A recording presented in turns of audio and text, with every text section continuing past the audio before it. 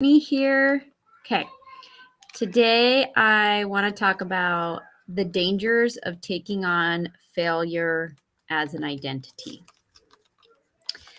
So, basically, what do we think when we fail? Is it, oh, I failed, I made a mistake, or is it, I am a failure?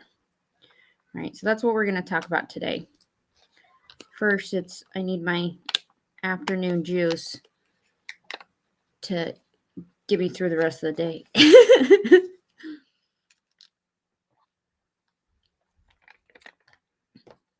So, my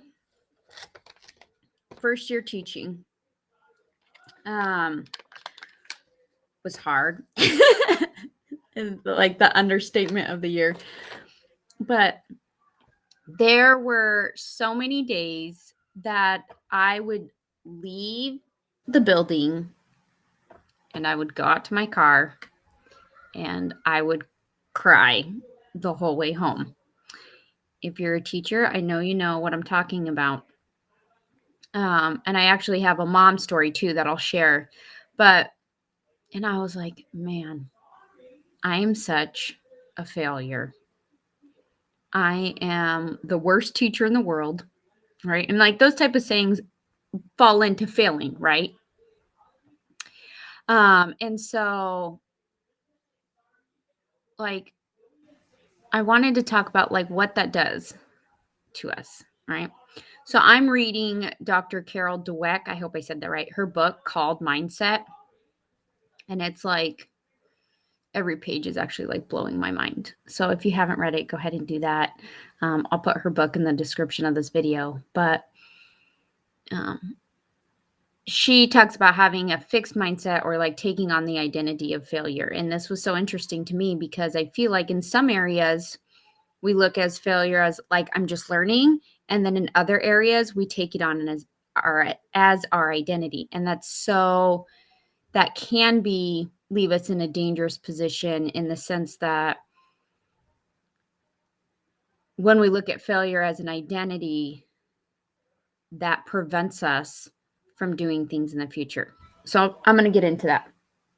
So every day, my first year teaching, I thought I was a failure.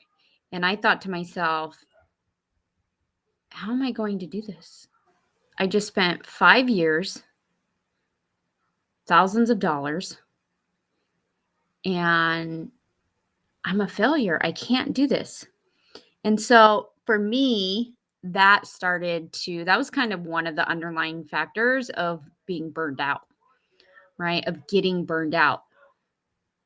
And so that's even something you could do when you're starting to feel burned out is like, oh, do I just feel like I can't do this? I'm such a failure. I feel like I'm terrible at this, right? And so another example,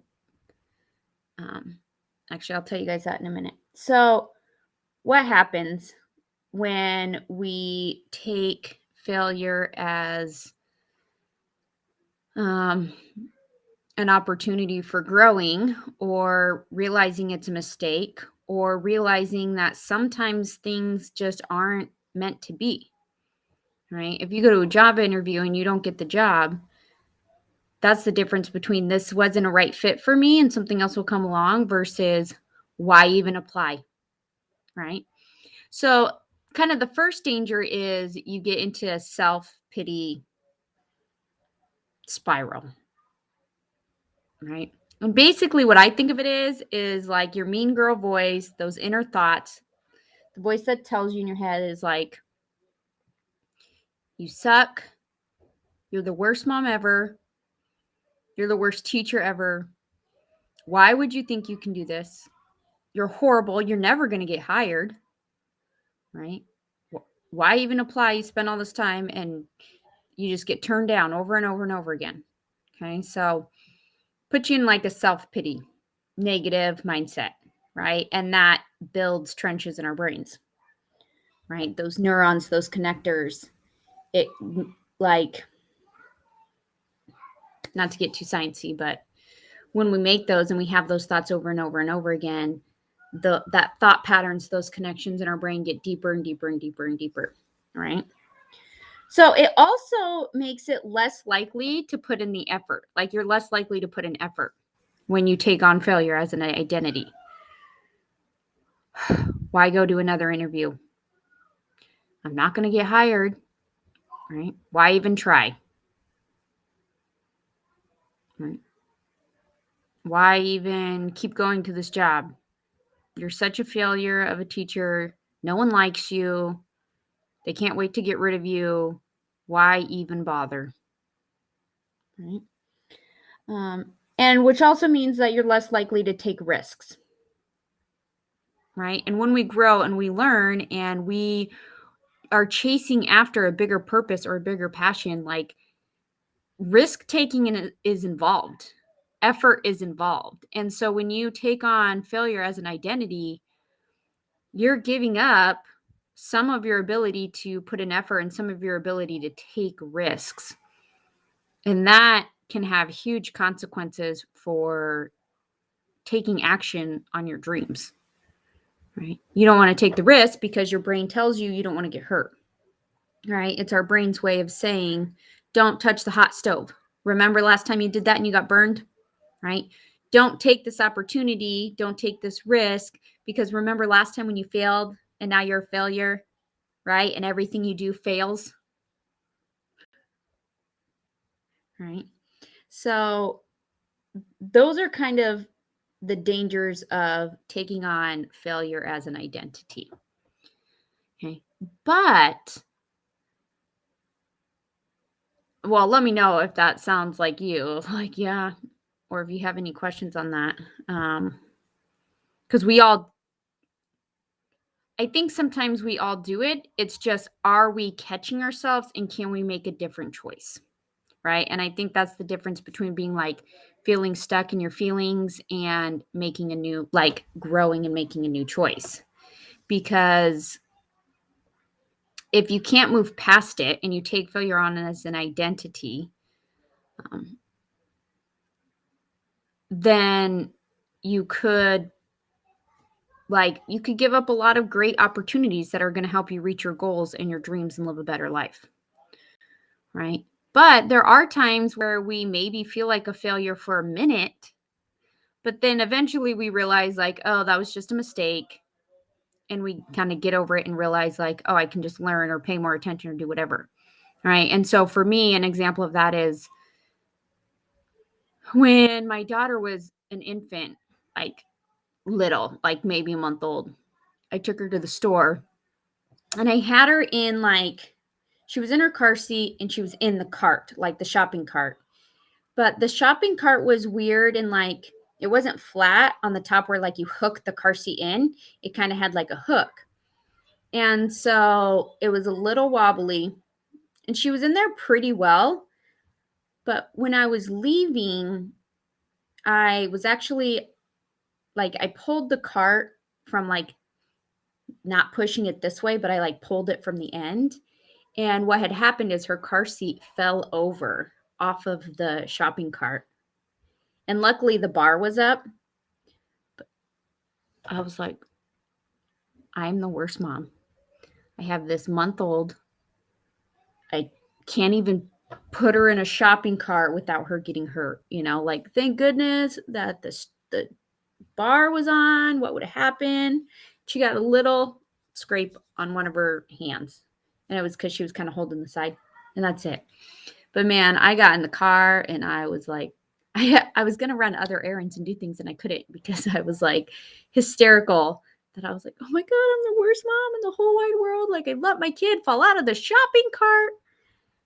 But that was one of those times where I took on failure as an identity for a minute or 5 or 10.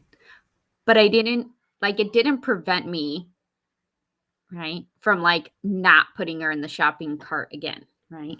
It just helped me see, oh, I need to learn from this mistake and I need to be more cautious of how I put her in there and making sure that I'm still holding it, right? Or, finding a way to buckle it in.